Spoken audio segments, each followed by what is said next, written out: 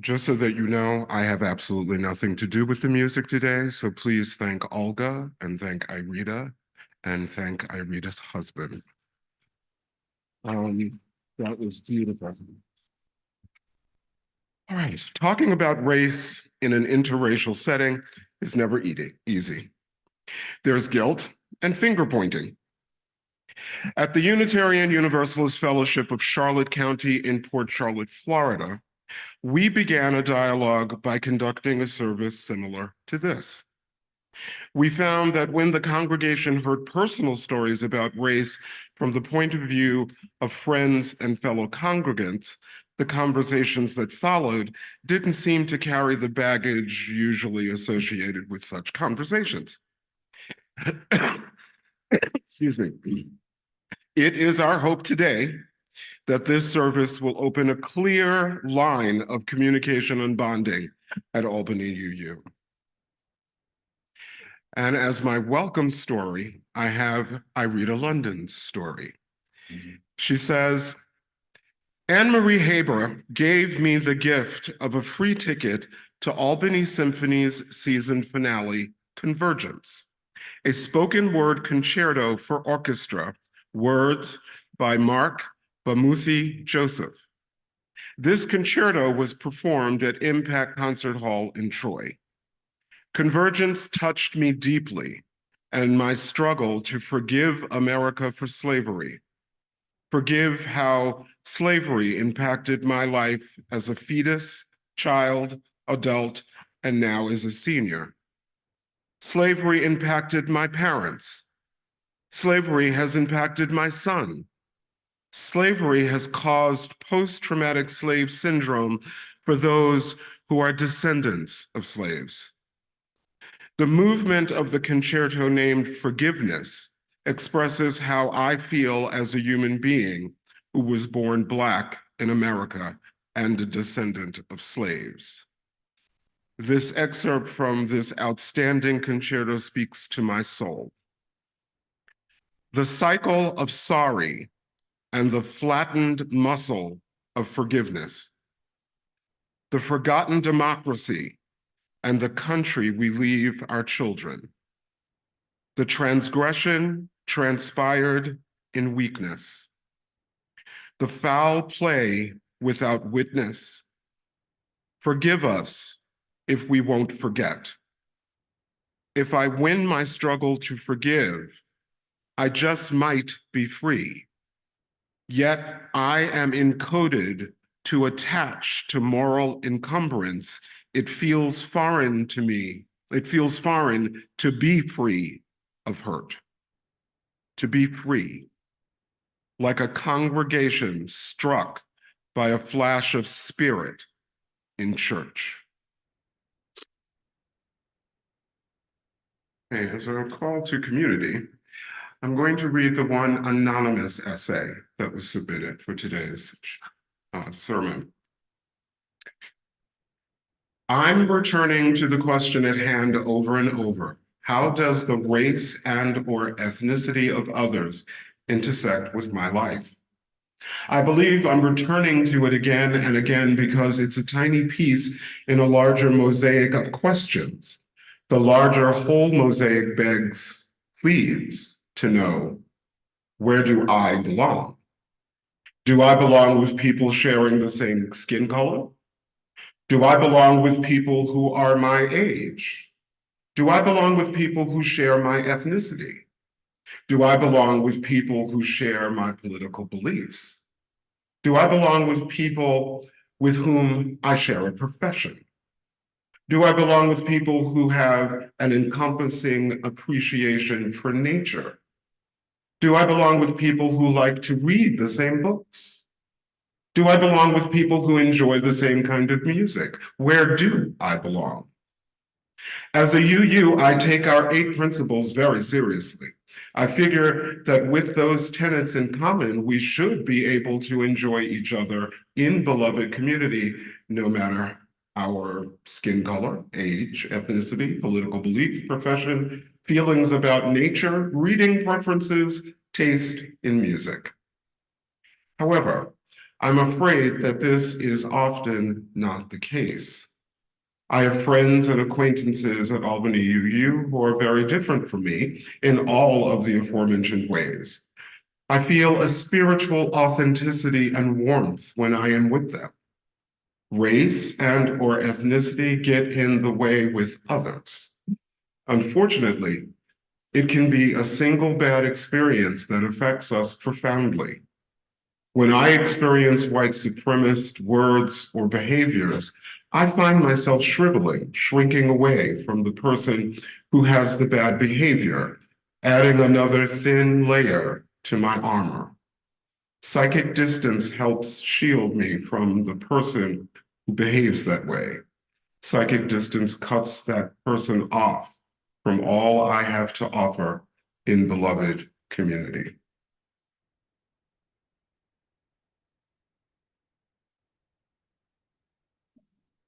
It's really, this is not the first time on the pulpit speaking, but I have to be honest with you, this is the first time I've actually been nervous. I'd like to begin by paraphrasing a quote from Booker T. Washington. It is charity and wisdom to keep in mind the schooling and prejudice against African Americans, which European Americans are called upon to cover. Beginning in 1619, where whites were taught Africans were not human beings but property. As early as 1706, whites were being taught that Native Americans were savages to be herded and slaughtered. Then add at least 100 years of segregation where whites were treated people of color or inferior, uneducable, and lazy. Then add 60 more years of redlining, job discrimination where whites were told that people of color were criminals, prone to substance abuse, having babies and not caring for them. Even those of us who know these things are not true have had some of these ideas seep into our subconsciousness. When I adopted my 2 African American children, I assumed their mother had been an unwed teenager on welfare, perhaps on drugs. Turns out she was a grown woman with a job and private insurance. There is negative racism, which I think we all understand. But from where I stand in this equation, I can tell you there is also positive prejudice as well. For example, I have been told countless times how articulate I am. A compliment. I'm 66 years old, and I've worked with people with PhDs to those who didn't finish high school. And I have never heard a white person point out to another white person how articulate they are. So I translate this compliment when it is given as, you don't sound like my presupposed idea of a Black person. We are all familiar with the terms Black list, Black male, Black ball, Black sheep, and even Black ice. All negative ideas of Blackness embedded in our society. Black ice bothers me the most because clear ice seems more dangerous to me. If the ice were actually black, it would be easy to see and avoid. Ironically, financially, when you're in the black, you're doing well. But being in the red is not good. Issues of negative racial images are so ingrained in our culture, it can be a lot to unpack. With that in mind, we asked the Albany UU Congregation to share their stories in hopes that we can have healthy conversations about race, diversity, and inclusion. I'm grateful to all of you who contributed. I apologize that I needed to edit some of those stories, but I found them all very compelling. I also apologize because today's service is going to be about 10 minutes longer than usual. But these stories need to be heard. This is Annie Lipinski's story. I live in a small townhouse development with 70 houses and am currently the president of our neighborhood association. A few years ago, someone in the neighborhood was complaining that a particular homeowner was not maintaining their outside property as expected for the neighborhood. The family had not been in the neighborhood very long, and I wanted to make them feel welcome. I rang the doorbell, and the husband answered. I asked if he had any time to discuss the maintenance of his outdoor lawn area. He said yes. I showed him where weeds needed to be pulled and did some of the pulling that day. I also explained what he needed to do to maintain his lawn. I offered to come back and help him with the work. The next day, this man was outside for hours and filled 4 lawn bags with weeds and other yard debris. I was touched and made a point to let him know how great things looked. The man and his family are from India. We have since developed a lovely connection. He asked if I could call his neighbor to see if they could split the cost of some work that was going to be done on both of their properties. I did call her, and the situation worked out really well for both of them. His family adopted a dog. His dog and mine have become fast friends. I have since spoken many times with his wife and teenage daughter, and am so happy for the connection we have made. Once I mentioned I was going away for the day, and they offered to watch my dog. This mutuality of our connection is just lovely. And I'm hoping to get some recipes from them because the aromas coming out of their house are wonderful. Carly Stetson shared this story. I am from an agricultural community in upstate New York. We rode the school bus to and from school. Our route picked up kids who lived in what was known as the colony labor camp. They all sat at the back of the bus. About my junior year, I voluntarily joined the kids in the back for the 10-minute ride to school because they were nicer about sharing and remarkably friendly for that early in the morning. The farmer who owned the property either used the families to harvest his crops or shared them with other farmers. And although the county labor force was described as migrant laborers, it was in fact mostly stable, multi-generational community. Although our school was never explicitly segregated, the kids from the camp were placed in classes described as special. In 1970, the VISTA program came to the county. They conducted a survey of the residents of the colony labor camp and learned that most residents had rented units there for 35 years or more. The study results were publicized, and I was shocked, as I suppose were many others.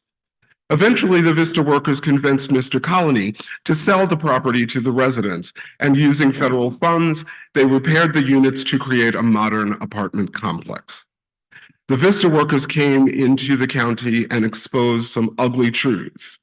The combination of racism and classism tolerated substandard housing and limited educational advancement. I never noticed that I had pigeonholed the kids at the back of the bus. And truthfully, that understanding of the way it is requires my vigilant awareness and hopefully resistance to this day. The killing of Trayvon Martin on February 26, 2012 was a wake-up call for us. We had been aware of other shootings of unarmed Blacks, but this one was so flagrant that we were compelled to do more. We attended the demonstrations in the South End and were moved by the presentations.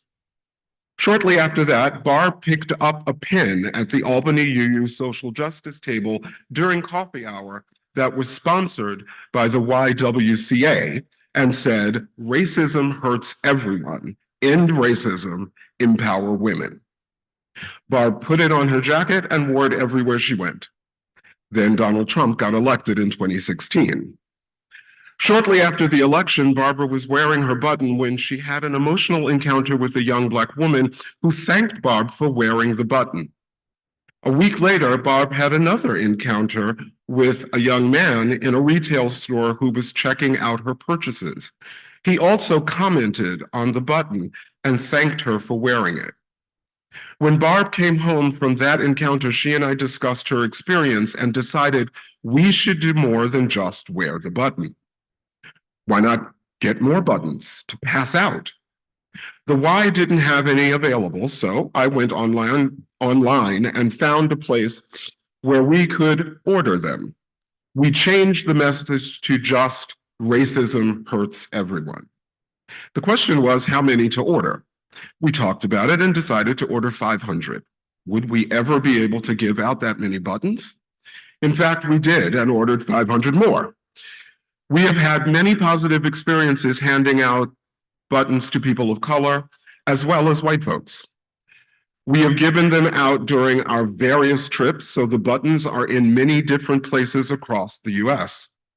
At the same time, we have thought about what the message means. Racism hurts everyone. Clearly, racism has a much greater impact on people of color than it does on old white folks like us. Even among Blacks, the impact of racism varies greatly. We read The Warmth of Other Suns by Isabel Wilkerson and Lanterns by Marian Wright Edelman. Both books describe the challenges faced by Black Americans and the resilience that has met those challenges. An advantage of the Racism Hurts Everyone button is that it opens up a conversation with white people who claim not to be racist. The book, The Sum of Us, What Racism Costs Everyone by Heather McGhee gives numerous examples of how racism hurts everyone. Communities closed public swimming pools rather than integrate them. The viability of inner cities was impacted because of redlining. Family assistance programs that benefit more whites than Blacks were cut because of racism. Union organizing efforts were hampered by racism.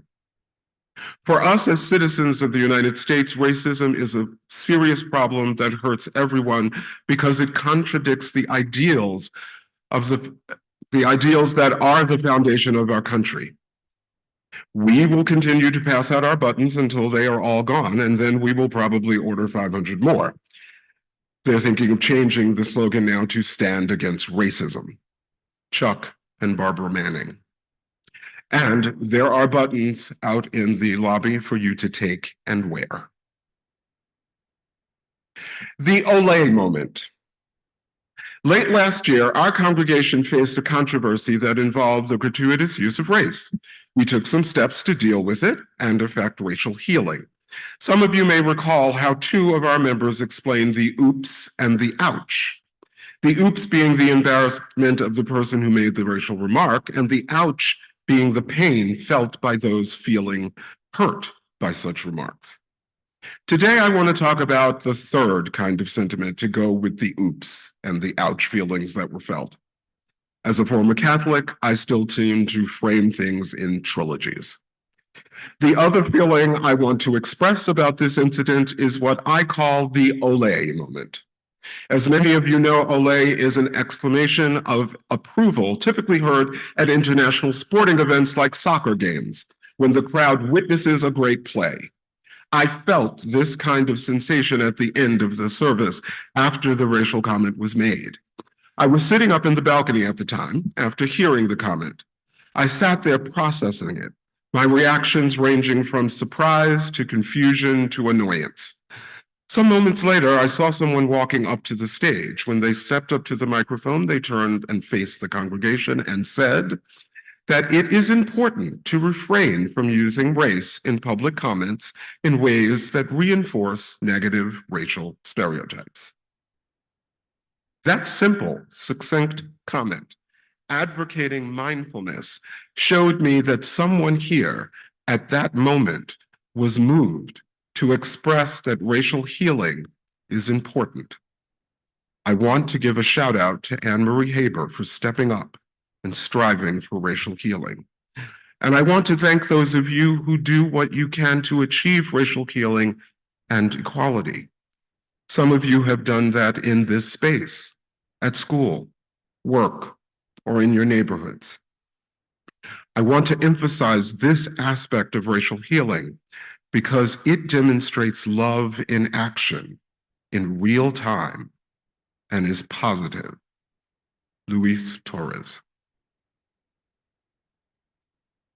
Joyce Tacone wrote this. I was born in 1960 and grew up in an all-white suburban neighborhood in northern Indiana. I did not see signs of overt racism where I lived. We were taught to revere Abraham Lincoln and abhor slavery. Nevertheless, we were racist. We just didn't admit it. We were quieter about it. There were parts of town that we avoided because we didn't feel comfortable. While watching reports about the civil rights movement on television, I recall my father saying something like, I don't have a problem with Black people except for the ones that stir up trouble, the ones who don't know their place.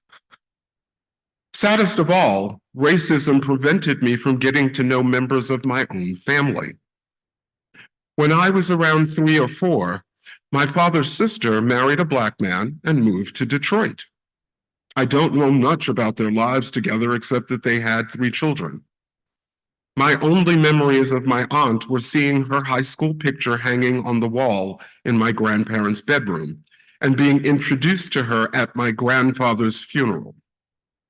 I will never get to meet my uncle or one of my cousins. They passed long ago.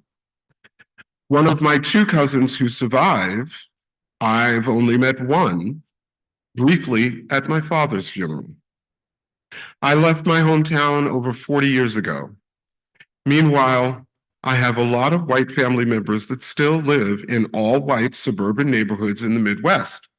They still vehemently deny that they are racist. They complain about affirmative action and have zero understanding of the phrase white privilege. They have faced many challenges in life. They say, how could they be privileged? How do I get my relatives to pay attention to stories of people who are different from them?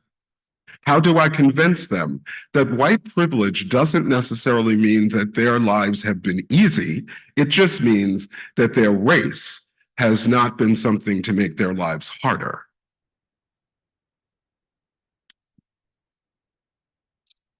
Jan McCracken writes, my personal needle has moved from being unconsciously comfortable with the racism that lies within my mind and body.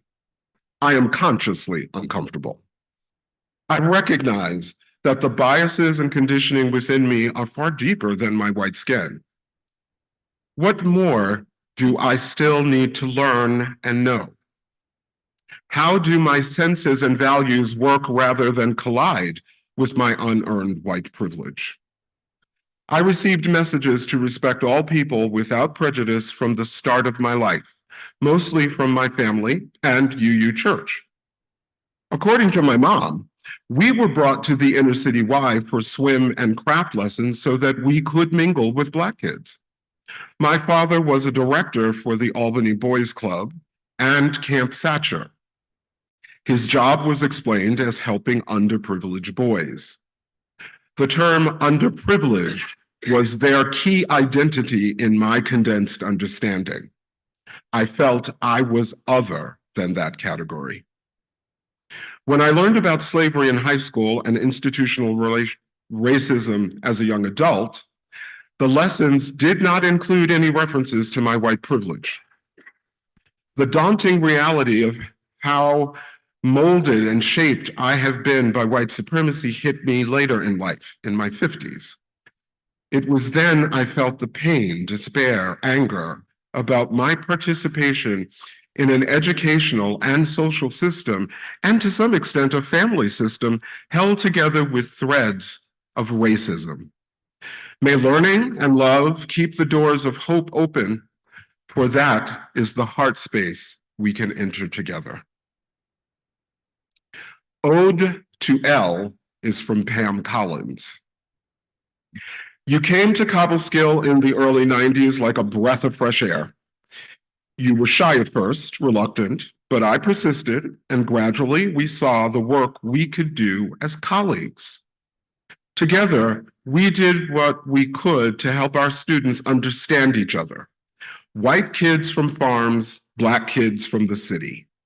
Their experiences worlds apart, but thrown together in this cow college in rural New York. We were together so often on campus, our students started to confuse our names.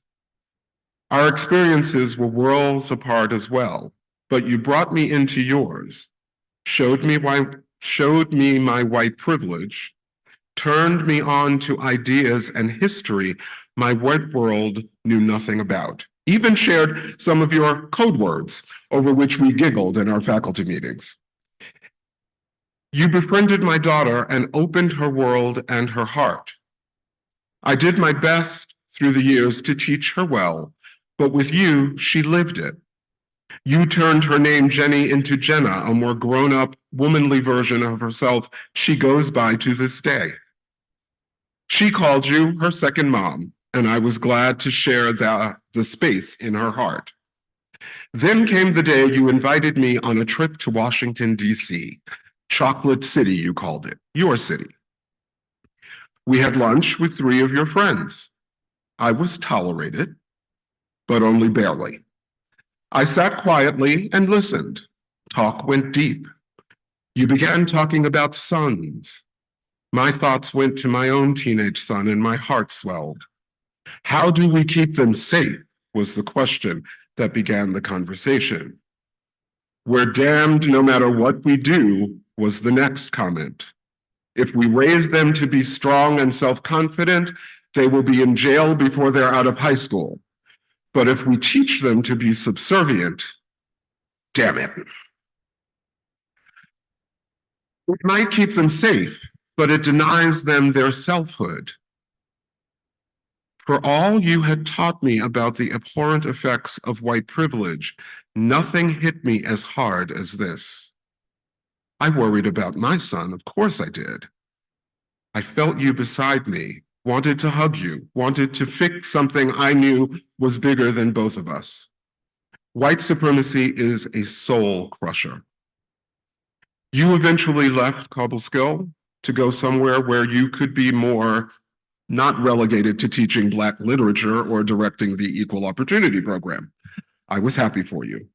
It took a big chunk out of me when you left, but the lessons and the friendship stayed right here in my heart. Sigrun Newell writes, and I love the title of this one, Dr. Beverly Copper Butler, brave woman. I was a professor at Walden University, an online institution for mid-career adults. Beverly Copper Butler was one of my students. She was an African-American school teacher from near Philadelphia, working on her PhD. Somewhere in the middle of her initial coursework, she phoned me. I'm sorry I'm late. I can't make my fingers work on the keyboard. I'm trying, but all of a sudden, I just can't type. Bev was diagnosed with ALS, Lou Gehrig's disease. Despite the shock, she decided she was going to continue anyway. With help from her family, she completed all her coursework. We planned Bev's PhD dissertation study so she could interview parents of the school where she taught. This was possible because she could still talk, listen, and think. Her mother went along with her. They recorded the interviews while the mother typed everything. Bev analyzed the interviews, telling her sister what to write.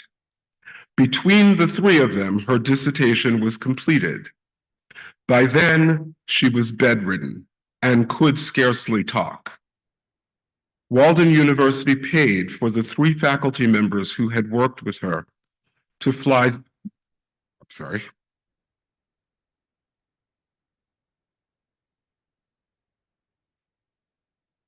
They paid the faculty members who worked with her to fly them there to have a hooding ceremony in her bedroom.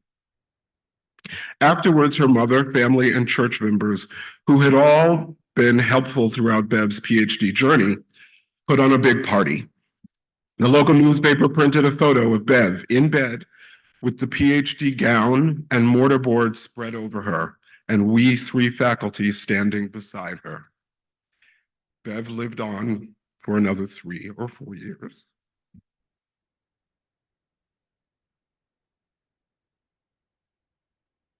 Why Keith Ballou? Why was Keith Ballou of Albany, New York, shot to death on New Year's Day in 1975? Why was an unarmed 17-year-old Black youth killed by a super-armed state trooper? Why was a gun even used on a man running away from a suspected stolen automobile? Why was his bleeding body left for hours in the snow along the roadway? Shot in the back, dead. No call to a lawyer, no day in court, no trial by jury. America kills countless numbers of its poor young. It kills them in infancy through hunger and lack of health care.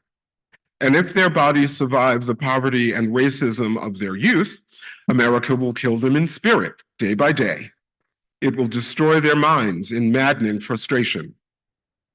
We who live in this society have helped to kill Keith Ballou on New Year's Day. We have not prevented him from men like State Police Lieutenant J.F. Taylor, who shot him in the back. At 16, Keith was put by Albany County Jail officials in a box. Keith and the others were in these boxes for days under illegal punishment because the Albany jail officials had been told on 2 previous occasions not to use the boxes. What can we do now for your brothers and sisters, our brothers and sisters, who face the same racial society?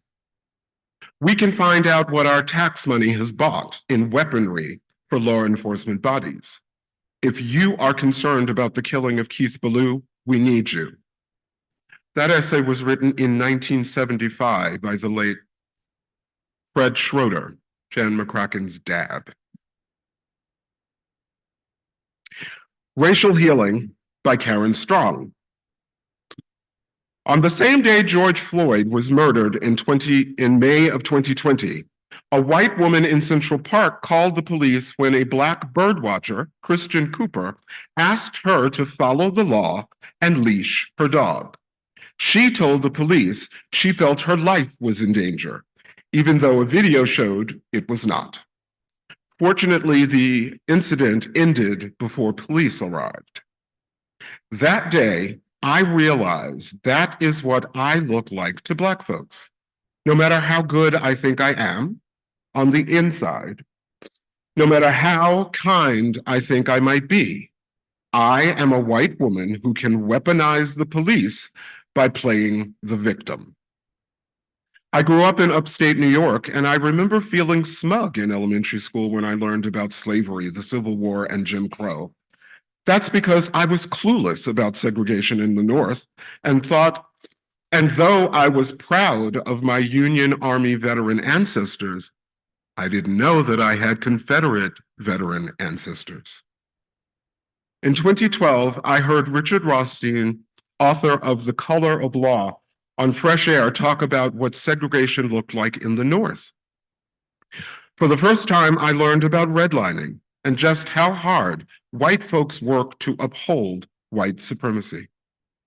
I started to understand what systematic racism meant and paid much closer attention to my privileges. I shared what I learned with other white folks.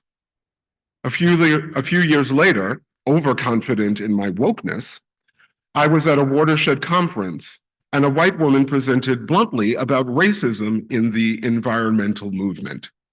The room full of older white advocates was stunned, but I was excited. At the break, I ran right up to the speaker and asked how I could start doing anti-racist work in the environmental space too. And she said, go learn about racism in your community. Go listen to Black voices and decenter yourself. I read more books, listened to lectures and podcasts. I intentionally built relationships with Black folks in my community, and I joined the Octavia E. Butler Book Club here at UU. Probably most importantly, I learned that anti-racism is a process, not an end state. And this is from Deborah Vogel. During our Standing Against Racist vigil in Troy every Saturday, we always get reactions from people driving by as we hold our signs, Stand Against Racism and Black Lives Matter. Motorists often offer a thumbs up or a honking horn, sometimes a thank you or a wave. Sometimes there's a white person who yells, "All lives matter," or displays a hostile finger gesture. We're used to all of it. But occasionally, someone will stop by our group to speak with us. One Saturday last year, a young woman walked up to us and said, "Thank you for seeing me." She started to cry. I walked over and hugged her. She hugged me back. It was just a moment, but I will never forget it or what she said. Navigating race in America. My interaction with the topics of race and racism has varied dramatically over my lifetime, due in large part to the fact that I spent the first half of my childhood living in the American South, the epicenter of American racism. The second half of my childhood was living outside the US, which not only removed me from having to deal with US-style racism, but also put me into a situation where, while far from being underprivileged, I did experience, as do many in the BIPOC community, living as a minority in a dominant culture not my own. My parents, devout white liberals, were strong opponents of the segregation that surrounded them. In Oak Ridge, Tennessee, where my father grew up, my parents were active campaigners against Jim Crow. They walked in picket lines outside of segregated stores and barbershops. Dad often carried me on his shoulders. My parents were friends with an African-American family, the Blues, with whom we often went camping in the Great Smoky Mountains. The Blues had two sons around my age with whom I can remember playing. Despite these experiences, I can remember being confused about race and what it meant. In my integrated second grade class, I became friends with a Black boy named Eric. He was the only student in the class who could run faster than I, which to a second grader, of course, is friendship gold. We developed a ritual twice a week of stopping by my house after classes for a Coke. But the boy I considered my best friend at the time was a white boy named Tim, the son of our landlady. Tim had the advantage of having a color TV and no limit on the amount of time he could watch it. My folks limited my brother and I to 1 hour of TV per day. Tim, on the other hand, got to watch cartoons all Saturday morning. As sweet as the whole Green family was to me, they made no bones about their racism. My 8-year-old brain filled up with such bromides as the darkies had better stay in their place, and with Tim teaching his dog, Blackie, to sick 'em. I knew this was wrong, but not wrong enough apparently to outweigh the Saturday morning lineup that included Birdman, Spider-Man, and the Fantastic Four in living color. I cannot imagine that my picket line walking parents were ignorant of their landlady's view on race. Some parents might have dealt with the problem by forbidding their child to hang out with Tim. My parents had their own unique approach. We moved to Istanbul, Turkey. Our time in Turkey offered a respite from the issue of race in America.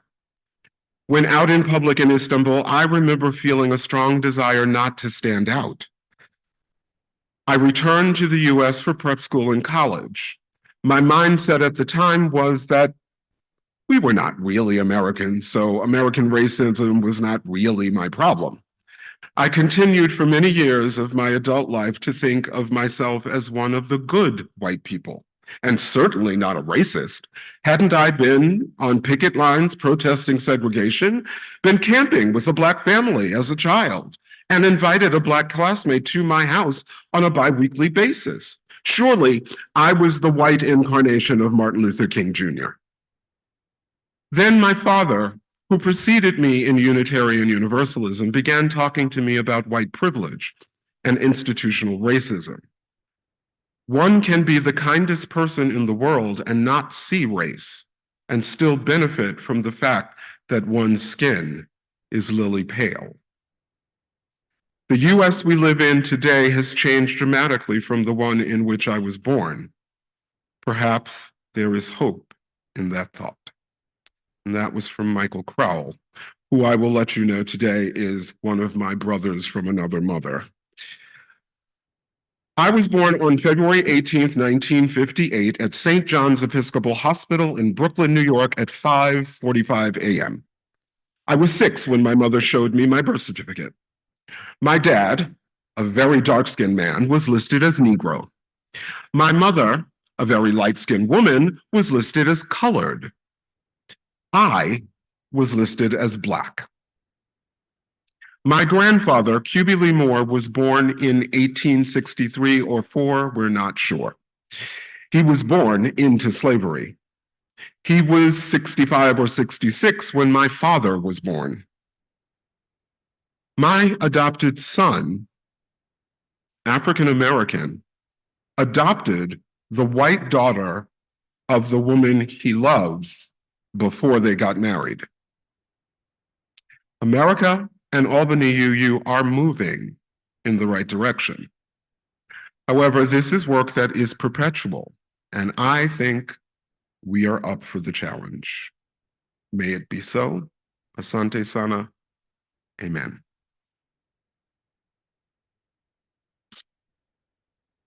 And now, let's take a moment of silent meditation.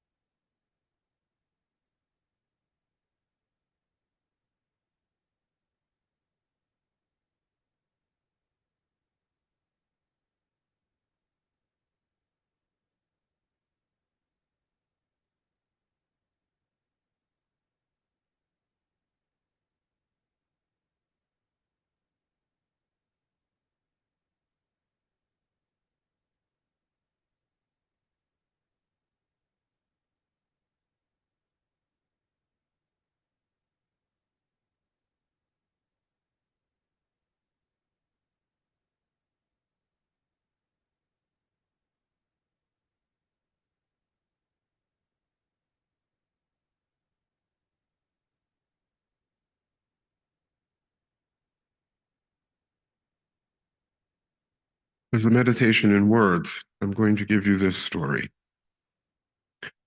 Why does everyone keep telling me I'm angry?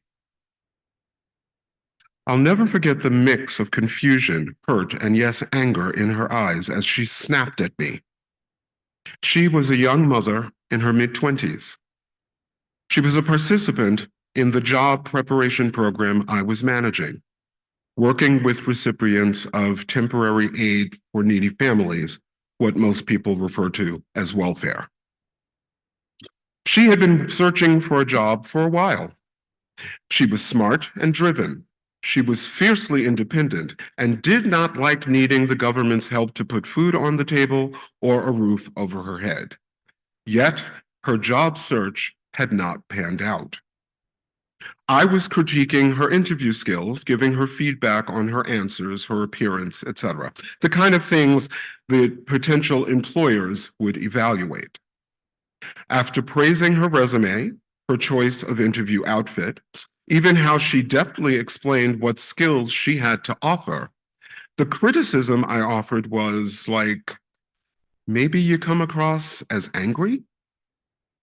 I clearly was not the first person to tell her this. The thing is, she had had lots of reasons to be angry. She was a young Black woman living in an urban environment rife with violence and drugs. She dodged daily assaults physically, socially, psychologically, economically. Being a single mother, she had to do the best she could to shield her child from those assaults as well. Anger was her armor to function in a dysfunctional world. The paradox that comes with the trauma of racism, you have to develop coping mechanisms, but those coping mechanisms then become the focus of why you are unacceptable. You learn to steel yourself against the daily affronts of racism. You're an angry Black woman. Doors of opportunity are continually slammed in your face, so you stop knocking on them. You're lazy. You work hard and do your best to fit in to dominant culture. You're uppity. The dominant culture insists that Black women smile through their pain. It isn't fair, but it is real. My job was to help her keep her armor, but wear it in a way that it wouldn't be an obstacle. Ultimately, she succeeded. She landed a job that she liked. What she heard from me was that she could choose how to project herself. She had more control over the light in which she was cast than she had been aware of. Seeing ourselves in a different light can be very empowering. I hope this story will be a reminder to be cognizant of the light we cast on others, of the roles we expect them to play to fulfill our expectations. We can empower or disempower others by the light we cast. Jay Holly.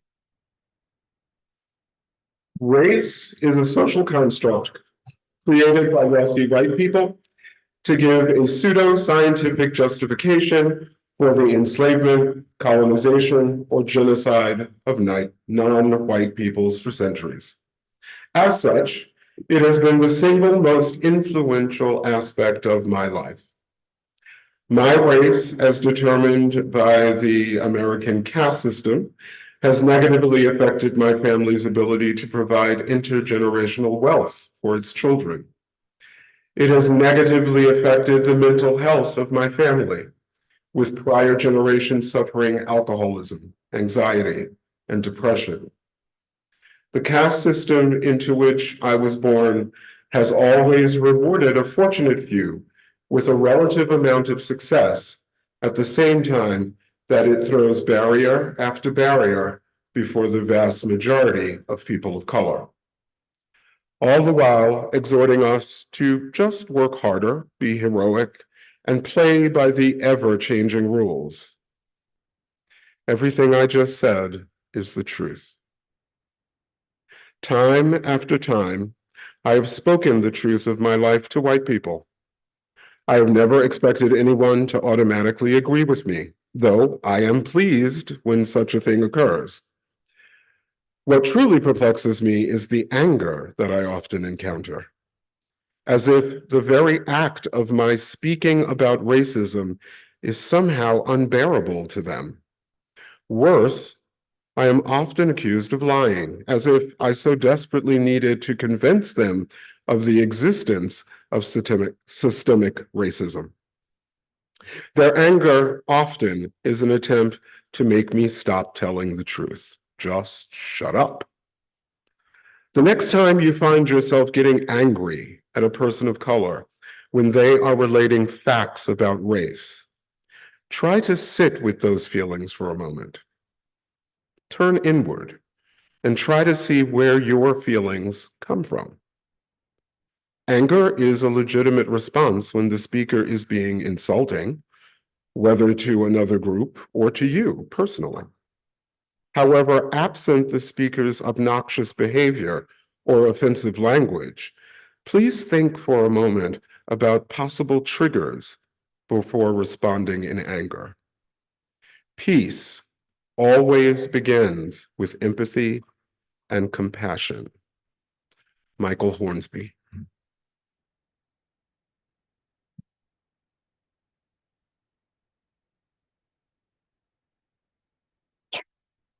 As we extinguish the chalice, please join in the words printed in your bulletin. We extinguish this flame, but not the light of truth, the warmth of community, or the fire of commitment. These we carry in our hearts until we are together again.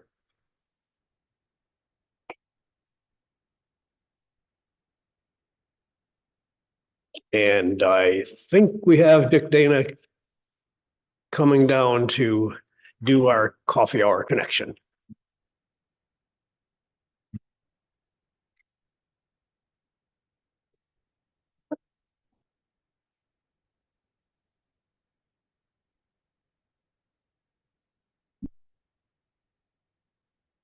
Coffee Hour is brought to you today by the Growth Through Service team. We decided to go traditional today, so enjoy the bagels and cream cheese. What is Growth Through Service? Some of you I know are no doubt asking. Our Growth Through Service conversation leaders are closing in on having a conversation with every member of our congregation with the goal of helping our members tap into what connects them to Albany UU. We want to learn about you so that we can help you connect in ways that mean the most to you. Whether that connection might be the philosophy group or a book group, or maybe you just want to attend the services and chat with your friends in coffee hour. Whatever the reasons are that bring you here each week, we want to know. And for those of you who are already connected, well connected to Albany UU, in our conversation, we want to explore whether you are happy with your relationship to our community and whether you might want to explore other opportunities for connection. If you haven't yet had a conversation with one of our conversation leaders, please see me and I'll set you up with one. Lately, we have lost quite a few of our conversation leaders to positions of higher responsibility, namely the Board of Trustees. So we are looking to recruit new conversation leaders. I know most of you out there have had a Growth Through Service conversation, so you know what it's like to have a conversation leader meet with you. If you might have an interest in turning the tables, so to speak, and becoming a conversation leader yourself, or if you're just curious about what it might be like, come talk to me, or give me a call, or text me. Thank you.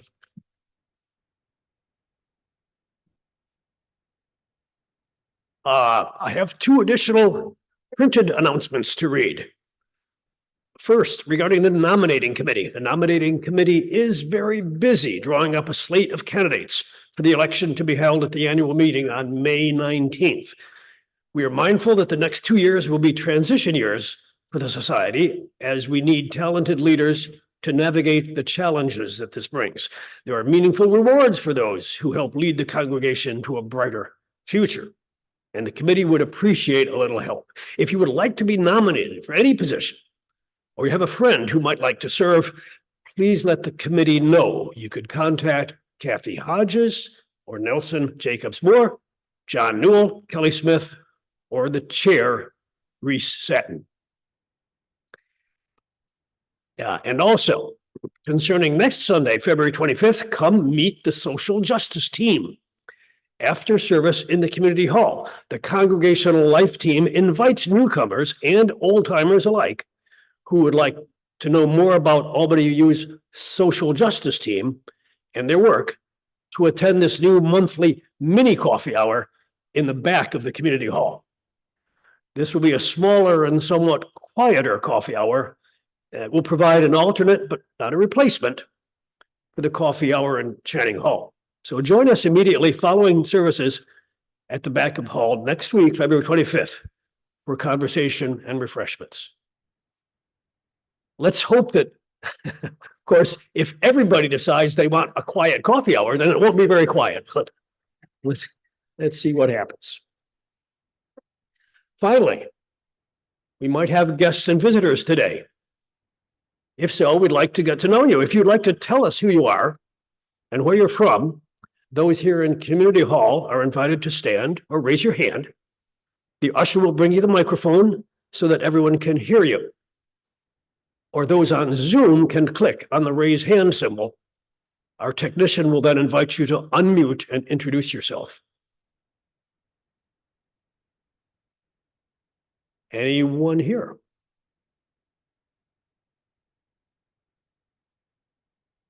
I guess not. Anyone on Zoom?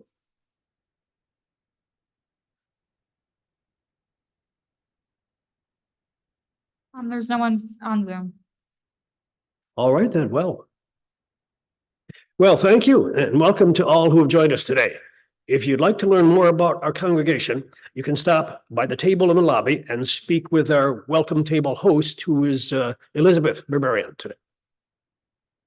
Those on Zoom can reach out through the chat window. There will also be a chance to socialize and welcome newcomers after the service. Those on Zoom are encouraged to join a breakout room for conversation and fellowship. You can click to accept the room assignment when it appears on your screen. Those in Community Hall are invited to attend the coffee hour in Channing Hall. We especially encourage any guests and visitors to stay with us for coffee and refreshments. We're glad you joined us today. I believe this concludes our service. Thank you. Bring them into Channing Hall and we will post them on the board.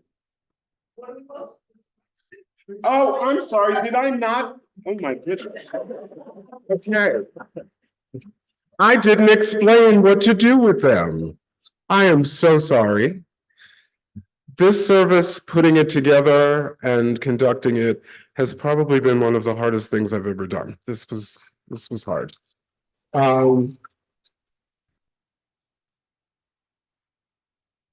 But it was worth it in that it was lovely to hear so many wonderful stories from so many people that I had no idea who you were before. And now I know you very well. And Sigrid, I'm sorry I couldn't make it through your story without breaking down. I tried several times, but that story gets to me every time. The cards. Okay, there is a project that's been going around the nation. 6 words about racism. Only 6 words. That's all you're allowed to put on the card. 6 words about racism. So that's what I want you to do with those cards. 6 words, racism. They're going to go onto the board in Channing Hall.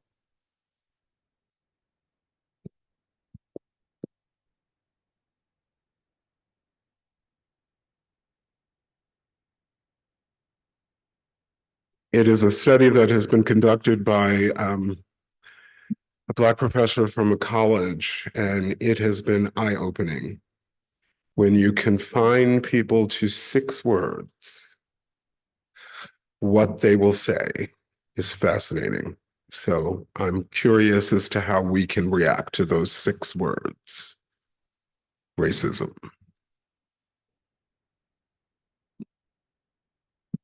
It took me 2 days. I won't lie to you. It was either 4 words, 7 words. I'm thinking, what's 6 words?